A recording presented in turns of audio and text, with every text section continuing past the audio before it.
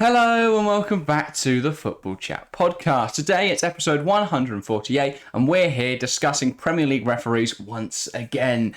Why do they keep talking? It's like a monthly tradition. I know. They keep making errors, and this week we've got the even more tasty edition of Mike Dean's comments. Now, it's not even he's retired. Yeah, now. It still cause chaos. But yeah, it's been a really interesting week to see it all unfold, see people's reactions to it. We're going to discuss our thoughts on his comments, because I think they have been slightly blown out of proportion. Don't get me wrong. Clearly, there's a massive problem. Yeah, but to be fair, he did say himself that he thinks they've been blown out of proportion. I think they have slightly. He did. But, yeah. I did nothing wrong. Yeah, exactly. But yeah. it's kind of 6 of one, half dozen of the other. But they're interesting to say the least. They are. Shall we start with the comments then? So his first bit of this is on Simon Jordan's podcast thing. Yeah. Simon Jordan's doing a lot. Is Simon Jordan? No. Simon Thomas. I can't remember. One of those two. Go check out their podcast for the full thing. But he basically said, I missed the stupid hair pull at Chelsea versus Tottenham, which was pathetic from my point of view. An interesting way to immediately put his opinion into it and try and nullify or play down the situation. I find it interesting because, does the referee just look out the pitch and go, that was pathetic? That was pathetic. Well, when Richarlison died, he goes, that was pathetic. But yeah, immediately trying to downplay the situation. He then goes on to say, it's one of them where if I had my time again, what would I do? Rhetorical question, we love those. I'd send Anthony to the screen. I think I knew if I did send him to the screen, he's cautioned both managers. He had a hell of a game. It's been such a tough game end to end. What on earth is he on about? He's a ref.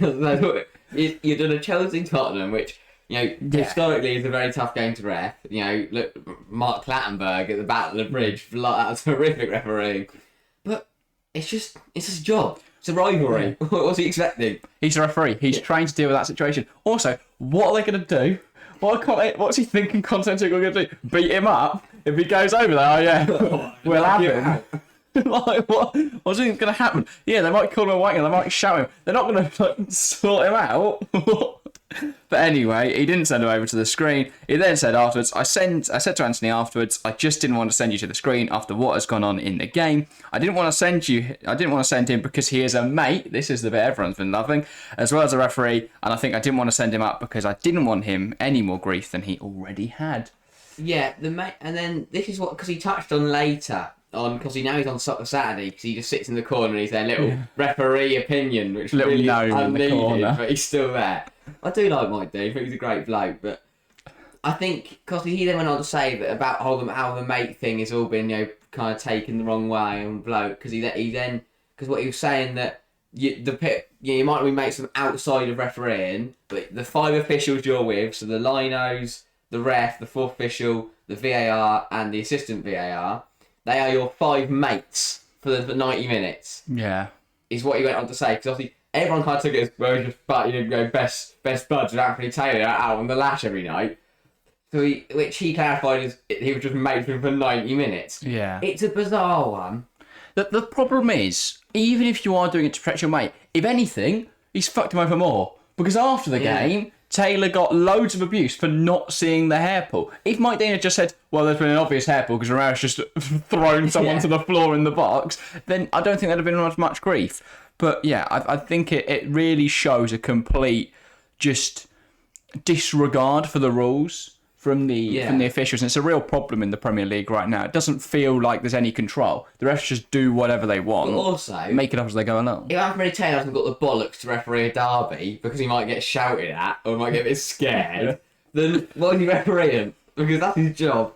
He's getting managers at shouting. I find it bizarre. I know the game was an intense one, but I don't think that's any reason just to throw the rule book out the window because you don't want to send your mate over to look at a screen. It is a really bizarre scenario because obviously the game was quite deep into last year, so it's been the start of last season, wasn't it? It's been a long time since that whole. It was just very random for it to come up in a. I don't know. I mean, I haven't watched the full. No, I haven't seen that. That's the thing. I think a lot of people haven't. Even we're talking about it today, and we haven't watched the full thing, so it's hard to make a complete judgment, but. it does feel like why would he say that? I don't know, it's over a year, and then obviously they bring it up on Saturday. I imagine he was asked about it because it's quite a blatant mistake where he was in charge of VAR. If anything, he's covering his own ass by saying, "Oh, I protected Taylor." Yeah. You know, if maybe he missed it, maybe he didn't see it. Like, and could be anything. They have a nap in that VAR. I'm convinced they do. Yeah. Don't bother. But it really does show a fundamental failure from the referees, and I think PGMOL has a lot of explaining to do. Because at the moment, their ref's reputation is in the mud. Because nobody trusts them. Nobody thinks they're actually competent, because they're not. Like, there is a big problem with refereeing in the Premier League right now. They don't help themselves. It's a really strange thing, because like there's all this technology available. Yeah. Like, for example, the offside technology, where they get the AI to put up a massive wall, see-through wall, and then they easily judge who's onside, rather than get their little crosshairs out and draw the lines which are wonky. I think the job isn't that difficult a job. You know the rules, apply them.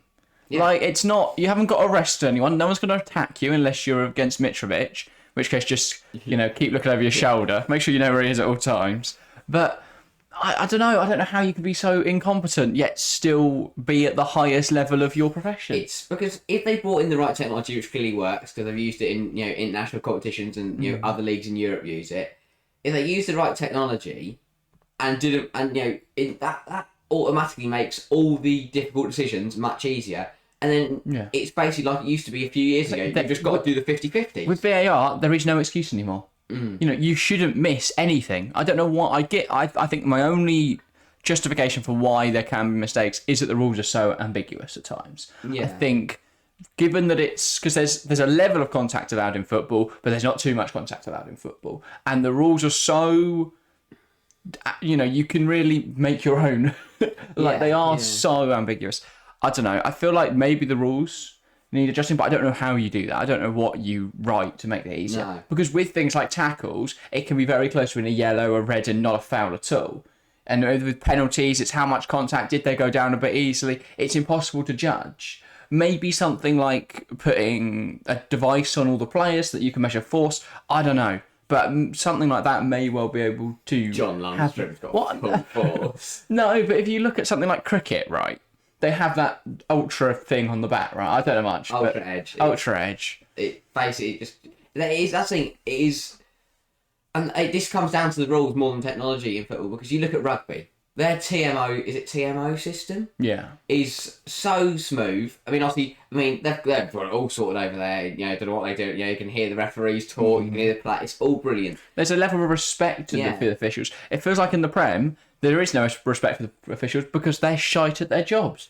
But also, you wouldn't respect a policeman if he never did anything. He just kept making errors, arrested the wrong people all the time. Football is you mentioned rugby, we mentioned cricket. In those sports, you can hear the decision being made. Yeah. In cricket, you can hear the third umpire asking for all the different things he wants to look at, and all the thing telling what's speaking his mind. And in rugby, you can hear the referee, you can hear the off-field official, you can hear them all. In football, they put a thing on the screen and we just sit there and wait. And the bizarre thing is, why won't they show us the footage unless they've got something to cover up? Why wouldn't they just display those conversations? It just makes them seem more dodgy. I don't want you to print out the obvious decisions afterwards, like when they go inside look at what Tails and his mates get up to when they've got a decision to make.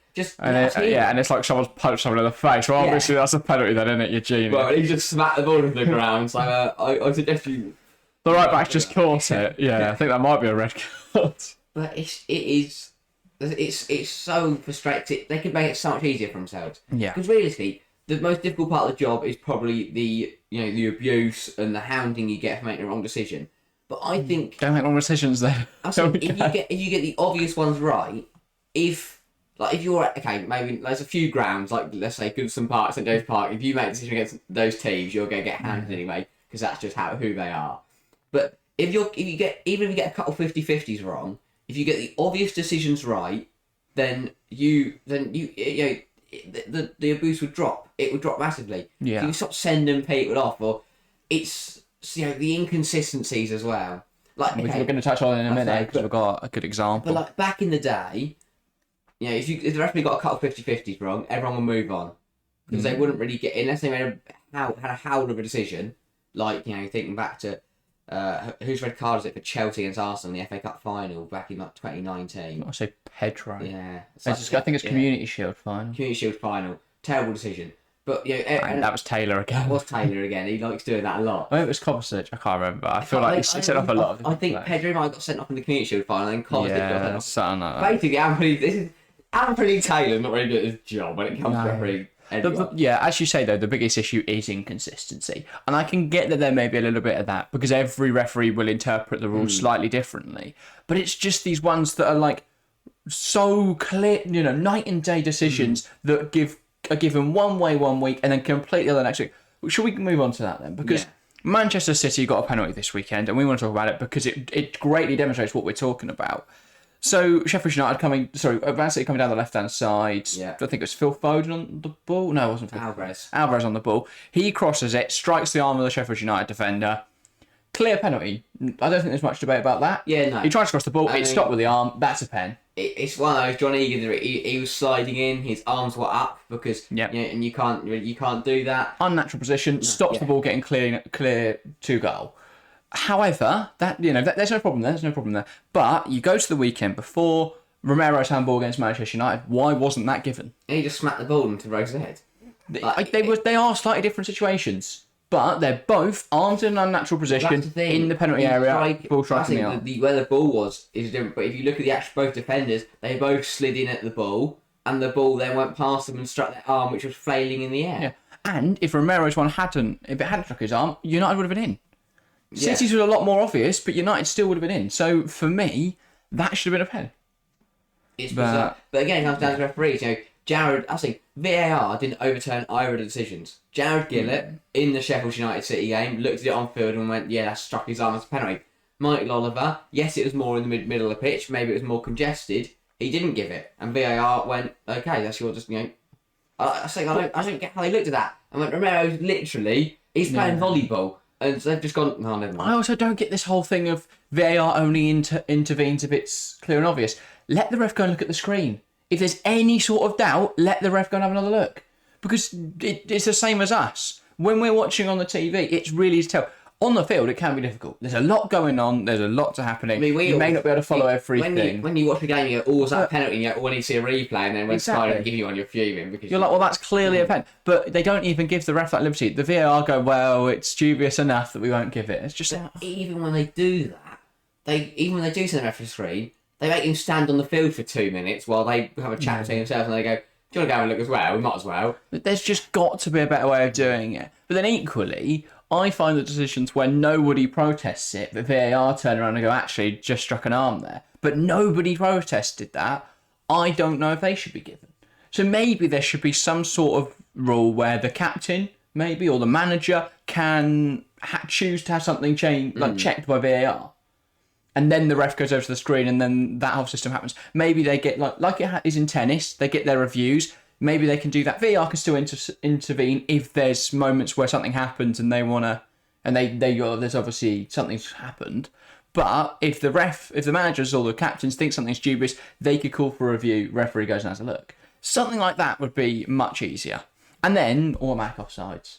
Why is that not a thing? The technology's literally there, and they just go, "Nah, we don't want it." Why? I don't want to watch Mike Dean try and draw lines for 10 minutes and then fail. That doesn't solve anything.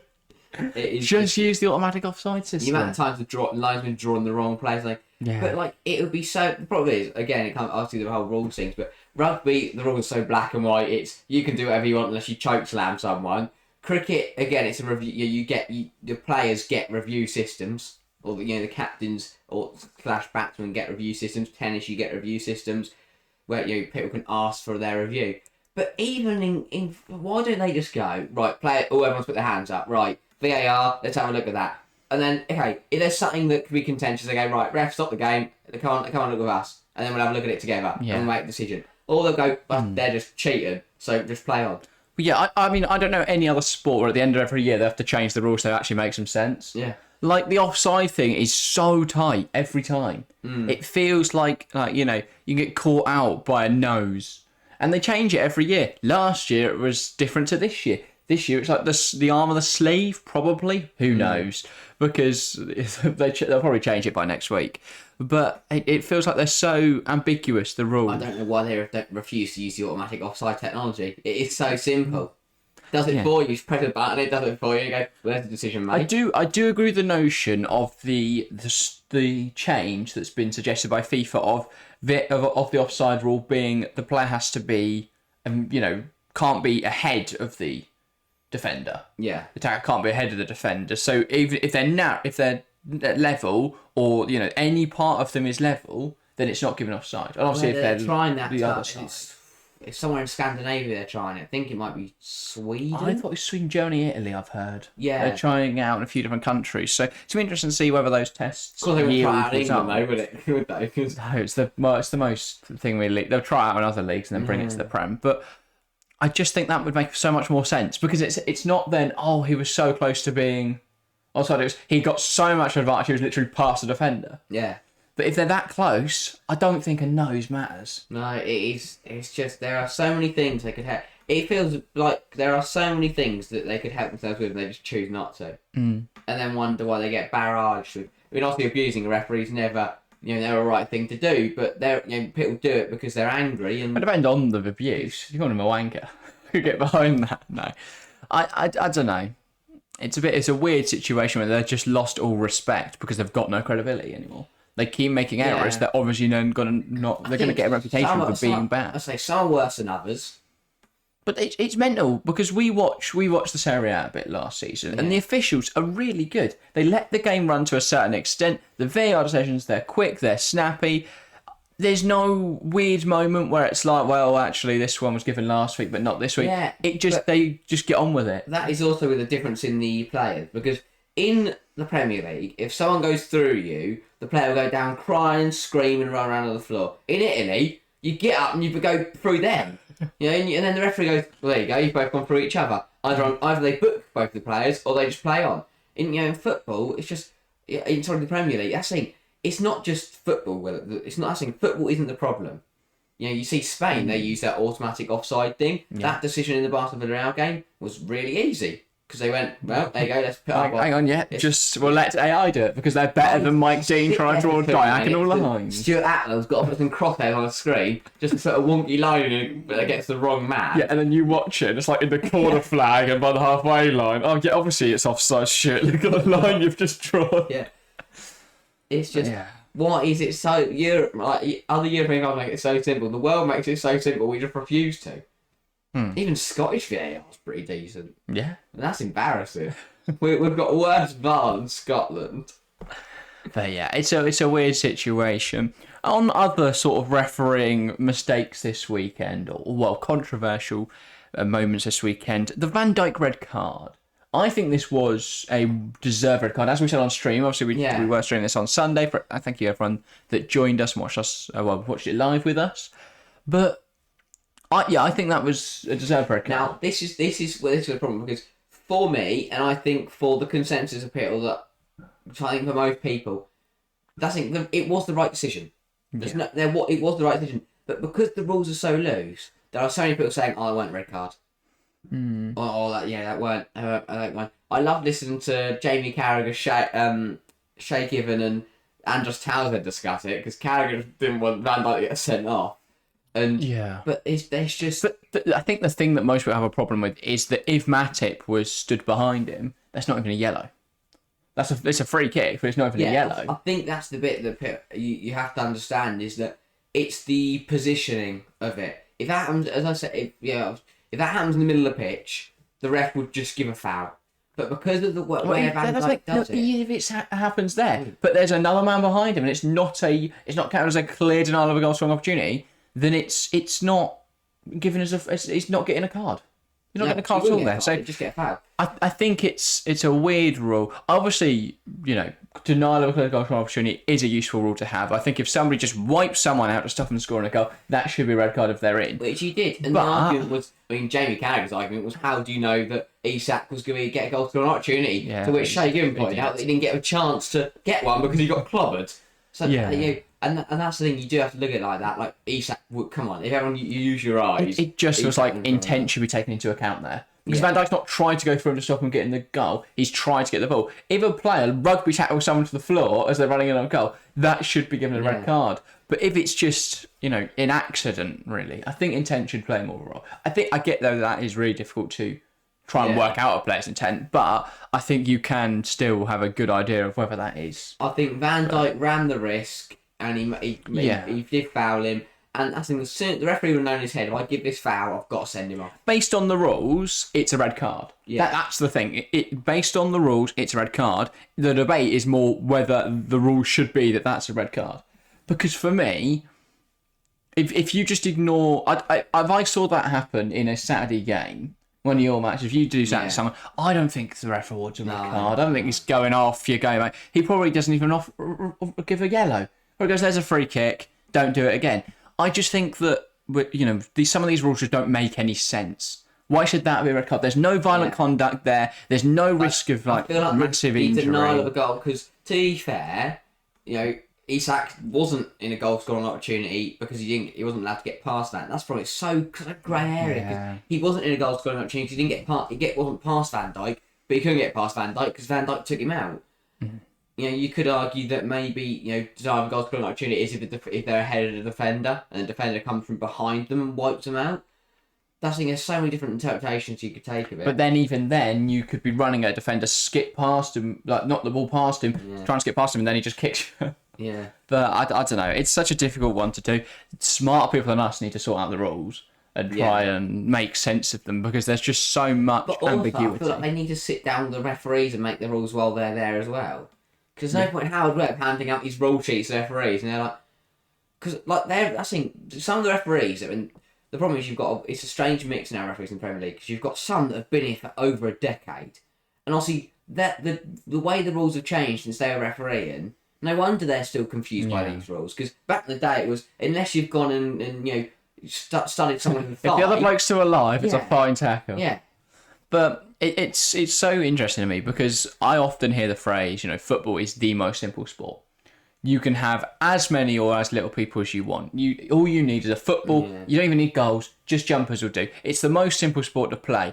Yet the Premier League rules massively overcomplicating things. It feels like it could be so much simpler. I'm not saying, allow all tackles. I want to see people studding it, flying into people. Let's just spin off rules. Let's put jumpers down at goalposts and make it really ambiguous as to whether it's gone in or not.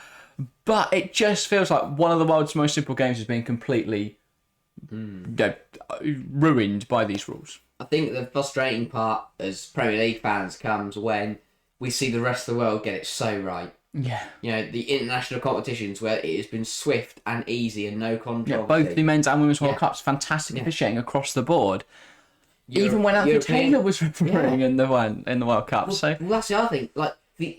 And I know obviously the English referees can be incompetent. Look at Anthony Taylor in the Europa League final. He had a howler.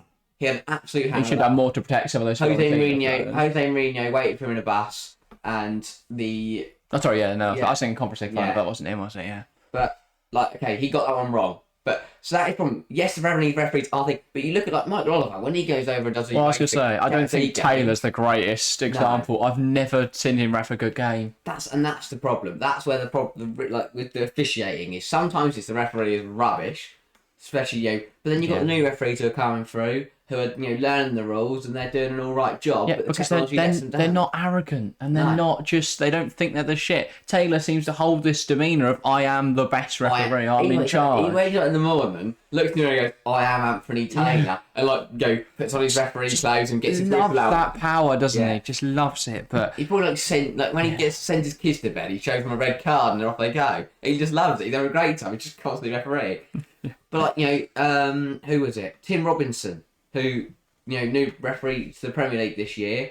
He captained the Championship last year, did an all right job in his first game this season. Can't remember which game he did, but no one's talked about him doing a terrible job. No.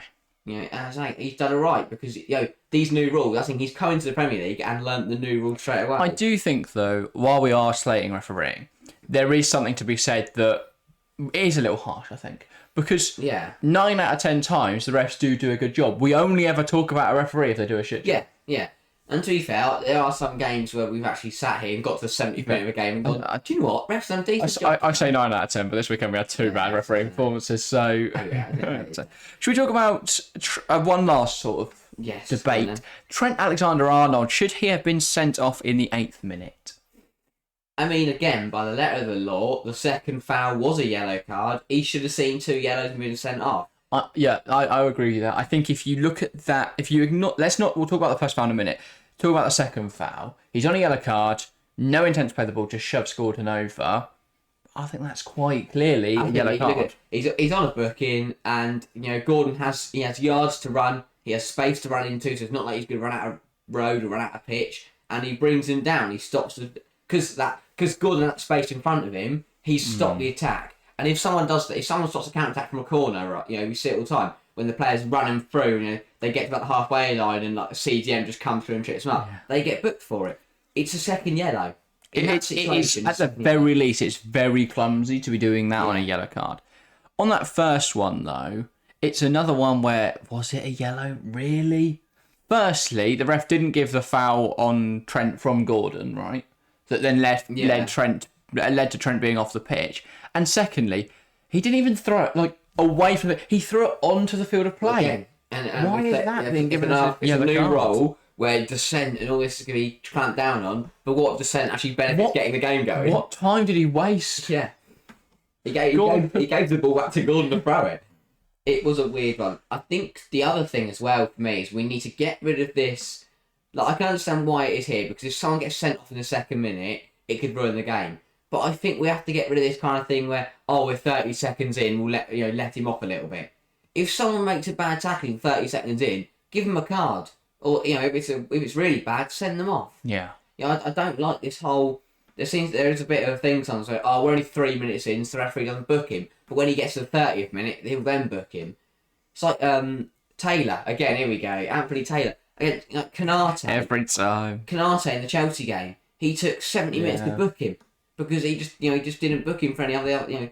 Canate gets away with so much. I don't know how. He does it. He just makes. I think it's the way he fouls players. He just leaves it. He puts it always in that grey area where is it physicality? Has he just clarted someone for a laugh? He's so big. Referees would deem it as physicality.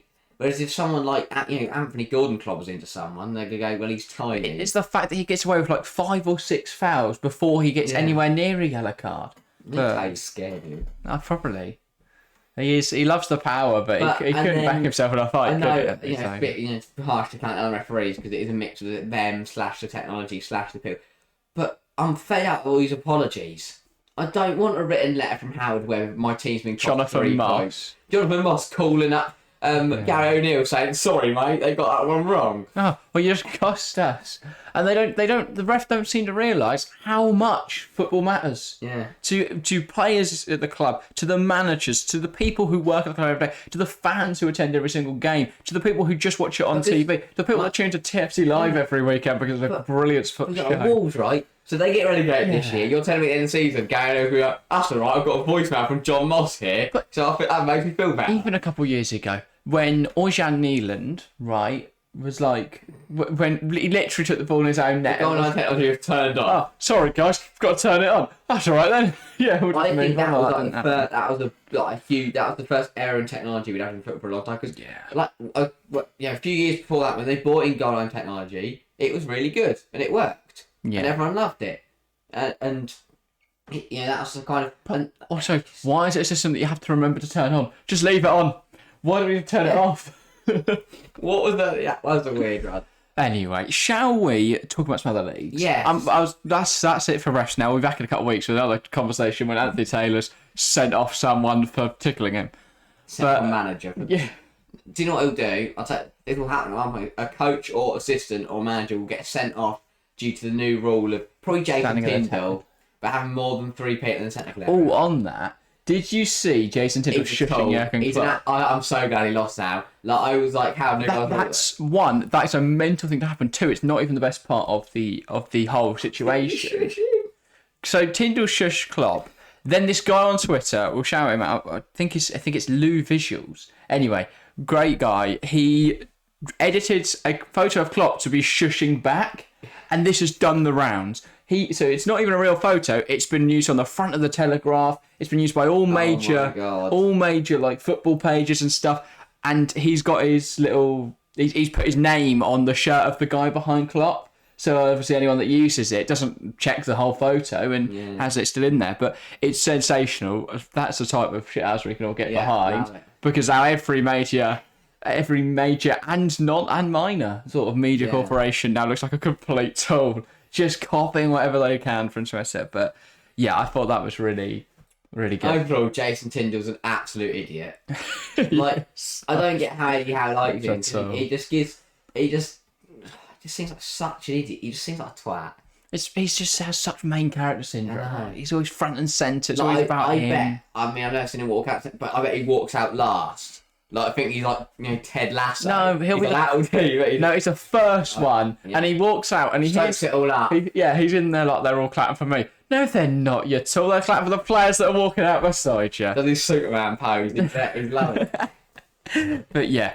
Right, other leagues. Shall we talk about the Bundesliga? Because it's already over. Bayern Munich have won it. Congratulations, Bayern 23-24 Bundesliga champions. That's now 11 consecutive seasons. Well done. Why do we say this? Well, it's because Dortmund are crap.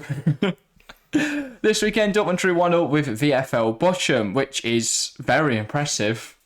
Very impressive from Dortmund. So they're probably not going to challenge Bayern because they're already 2 points behind now. So unless they bottle up they did last season, Dortmund have no chance. Bayern look really good because they've got Harry Kane.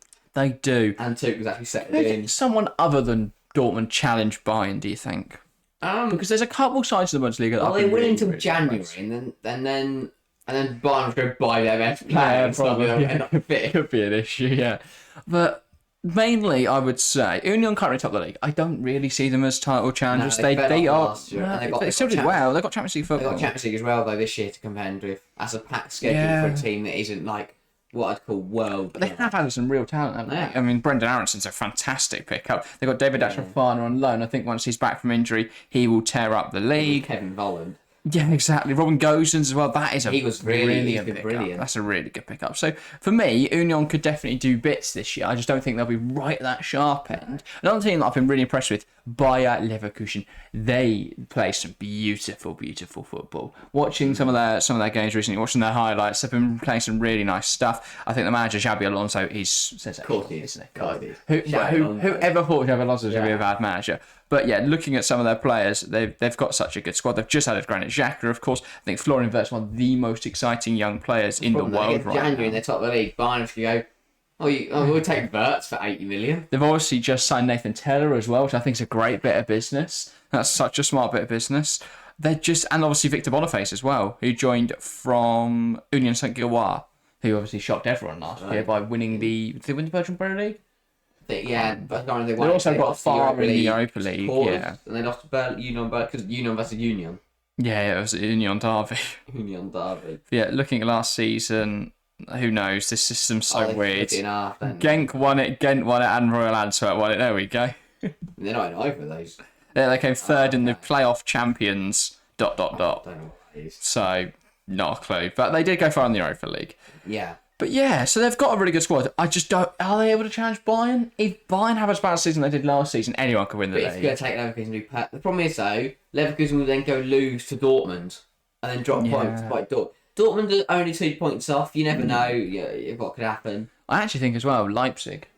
I'd be Leipzig. Yeah. I think a lot of people write them off because they lost to Leverkusen on the opening day, but they have got a really good team. And I think once they... As I say, if Bayern have another poor season, they'll be right there. They've just added Xavi Simons on loan, who I think is a great player. Yeah. They've obviously got Louis Openda now. He's a great player. Fabio Carvalho as well. Danny Olmo's still there. It's a really good squad. Yeah. If they can keep... And obviously Patrick Schick has only just joined. Oh, no, sorry, not Patrick Schick. Benjamin Šeško. Yeah. He is good. Especially playing FM, you know exactly how good he is. Exactly. So if he can hit the ground running... Very exciting attack there. But either way, I think it's going to be... I hope it's going to be interesting in the Bundesliga this season. I just worry that Bayern now, they've got Tuchel. He's been there a couple of months. He knows what he's doing. They've got Kane, who's looked immense so far. Yeah. But it's just like, even it's a bit of a worry, isn't it? Even if Dortmund win it like they did last year, they'll probably just go lose to Cologne. I worry that last year was Dortmund's best chance. and they threw it away on the final day by losing to Cologne. Yeah.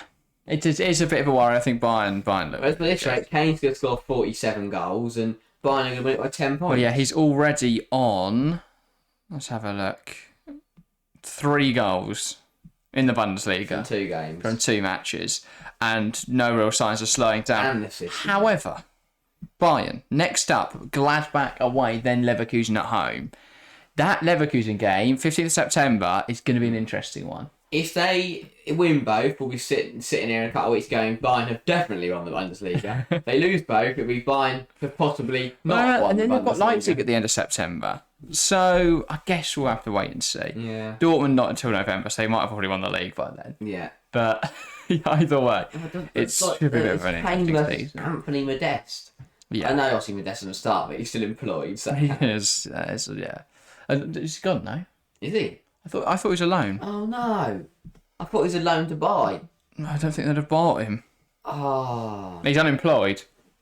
He doesn't have a job. Oh, Miss Anthony, he scored the winner, didn't he? He came off the bench, scored the winner. The classic, we were mental. Well, Modeste, if you're looking for a job, we'll pay you £2.50 to come on our show. I don't know if he can speak English. Twix as well. Yeah, if he wants one. But anyway, final sort of thing before we get on to FPL then. Shall we talk about La Liga? And more interestingly, the Barcelona game that happened at the time of recording on, Sunday evening. By the time of recording, it's the next day. But by Wednesday, it'll be a couple of days. Anyway, the Villarreal-Barcelona game. But Villarreal 3, Barcelona 4. What a match. It was a really exciting game. Yeah. We mainly want to talk about this for one man in particular. I say man, he's a child. Lamine Yamal. 16 years of age, yet he looks so comfortable he is a at child. this level. He is a child. He legally is a child. He's playing for Barcelona. Meanwhile, he's sat here talking about him. Yeah. He can't even drive to training. No. Let's get the bus. Unless the driving, They probably pick him you up, can drive earlier. I don't know. Or someone. He probably gets a limo, mate. Yeah, so. But anyway, he's a really exciting player. He looks so He good was in very that game. He should have scored, really. Yeah, the Lewandowski winner. That he was the Lamar shot coming off the post. So he's a really exciting player. I mean, once again, La Masia has produced another fantastic talent. I mean, him assisting Gavi was pretty cool. Yeah. For the Great ball in. Obviously, Gavi not a La Masia product, but... Is he not? No. Bought from... Well, the commentator lied to me then. Did he? Yeah. Maybe Gavi did come through the academy. But I know Pedri definitely didn't. He was at Las Palmas. Gavi did come through at La Masia. Fair enough. But yeah, either way, Yamal looks incredibly exciting, given the fact he is literally 16. Imagine what's he going to be. Insanity.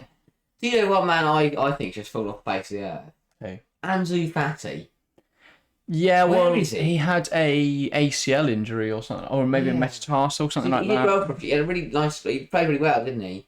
Then he got injured. Yeah. And then no one really. Well, he made those last season. So his first season made 24 appearances. Then the second season was really away injury, got 7 appearances. So everyone saw the first season and no one watched him the second season. 10 the second season, 10 the season after that, and then 36 in the season just gone. Really? Only 12 of which was I was starts. going to say, well, I haven't seen 7 goals, 3 assists as well. But yeah, so not the most stunning numbers. The problem is a lot of Ansu Fati's game was his explosiveness. Yeah. His ability to pick up the ball and just sprint at people. Run. The problem is he's lost that explosiveness now because of that injury, and that sort of left him in a weird spot. Sort of like Leroy Sané.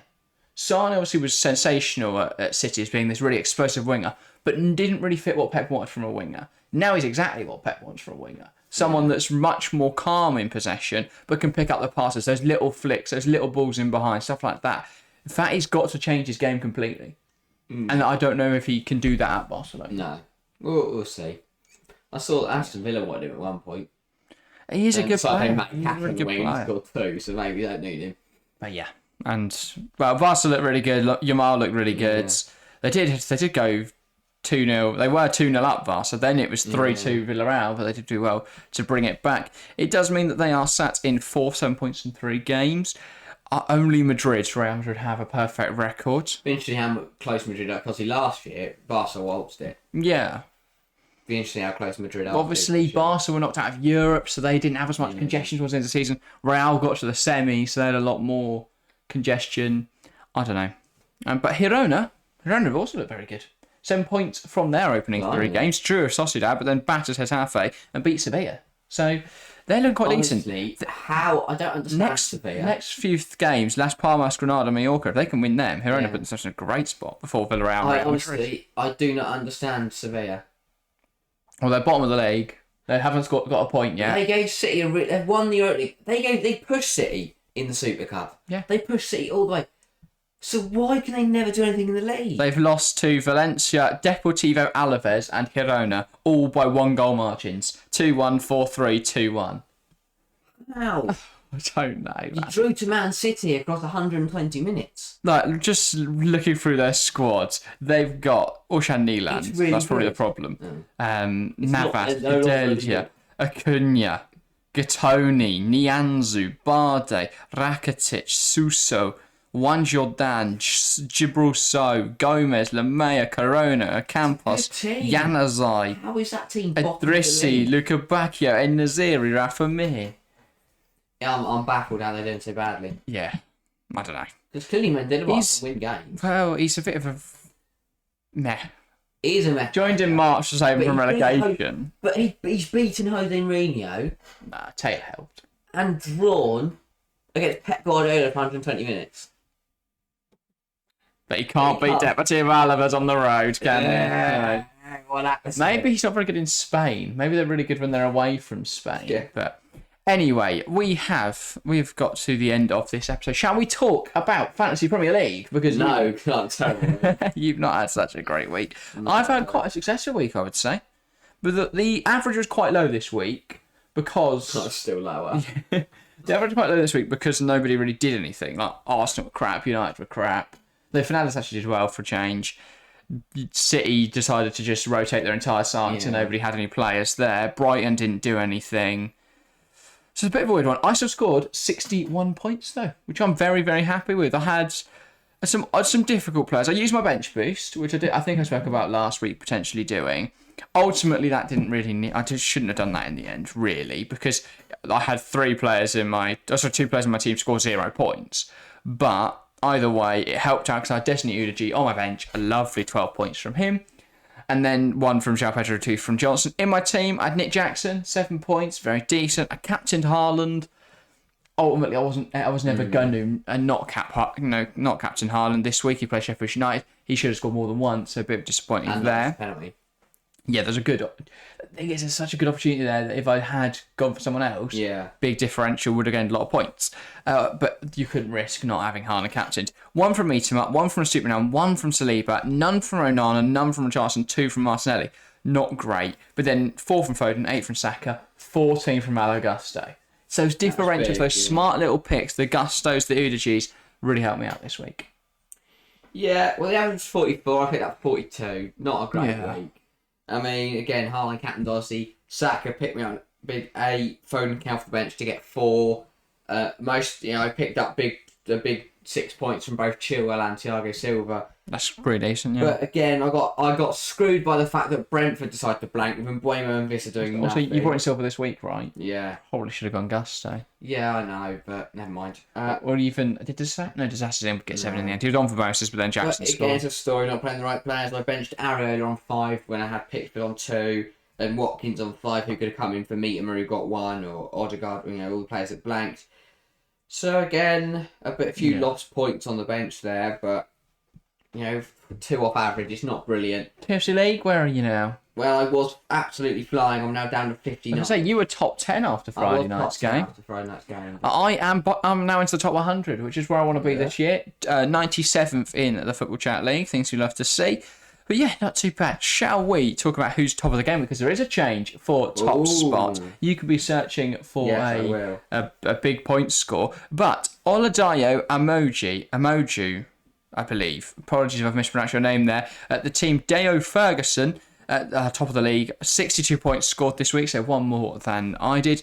Captain Haaland had Watkins bench boost with Matty Cash on his bench. That's what you want, isn't it?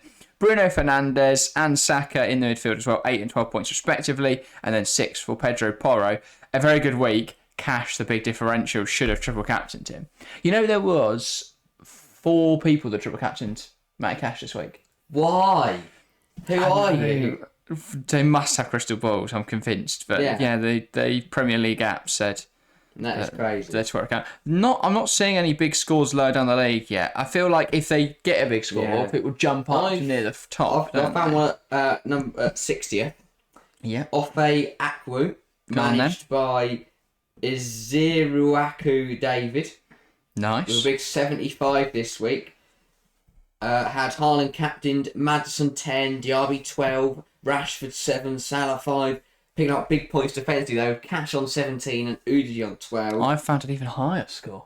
Oh. I've got an 83 from Matic J with their team FC Luxia. Areola in goal, 5 points. 2 from Robbo, 2 from Henry. Then 17 from Matty Cash. 8 from Saka, 12 from Diaby, 24 from captain Bruno Fernandes, 5 from Salah, 5 from Watkins, 1 from Itama, and 2 from Alvarez. I have found an 84. Oh, I'm trying to find 85 now. Kubo, managed by Tony Mwawasi Kubo.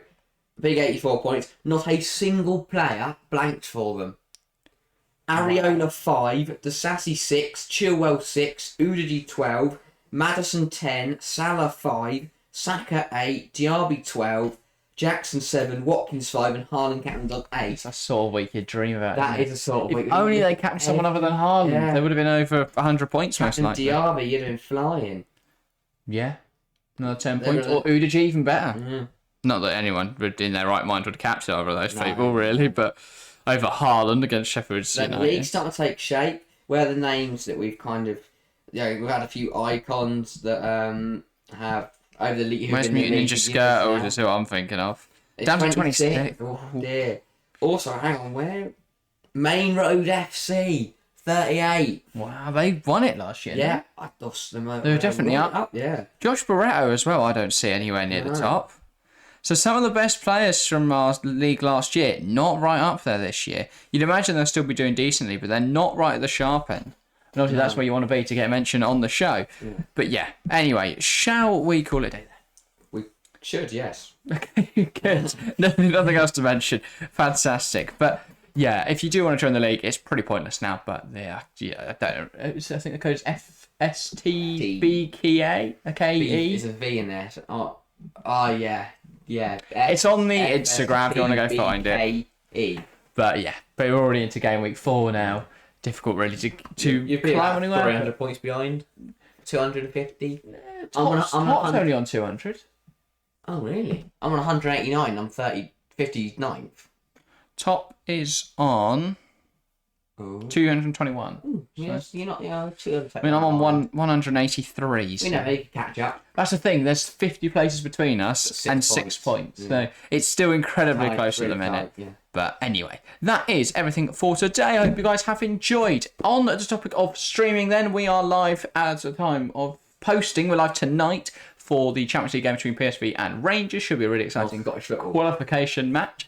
Then on Thursday, we're live for the Champions League draw, live from from 4:30.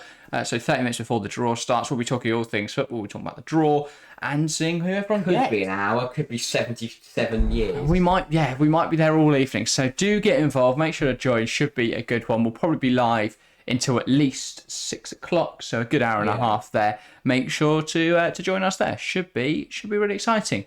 But yeah, anyway, I think that is everything for today. Thank you guys. We've got 2 Premier games as well this weekend. Our Premier predictions on Friday, so look out for those. We're live on Saturday for Newcastle Brighton and Sunday for Arsenal versus Manchester United. So really exciting games this weekend. Look out for our predictions on Friday. That is everything from us today. Thank you guys very, very much for watching, and we'll see you next time. See ya.